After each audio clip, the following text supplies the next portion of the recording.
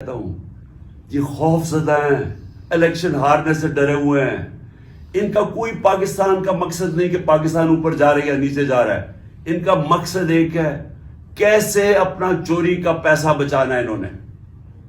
اور اس لیے یہ الیکشن نہیں کروائیں گے، اور اسی لیے ہم نے فیصلہ کیا کہ ہم الیکشن کروائیں گے. اور میں نے اپنے سارے وکیلوں سے پوچھ لیا، یہ کوشش بھی کریں گے الیکشن کمیشن کے ذریعے کہ یہ کسی طرح ڈیلے ہو جائے. آئین بالکل اجازت نہیں دیتا 90 دن کے آگے.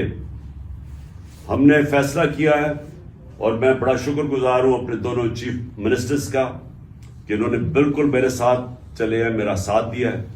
ہم نے فیصلہ یہ کیا ہے کہ ہم اگلے جمعے کو، آج ہے ہفتہ، اگلے جمعے کو ہم دونوں پختونخوا کی اسمبلی ڈیزالو کر دیں گے اور پنجاب کی اسمبلی ڈیزالو کر دیں گے. اور اس کے بعد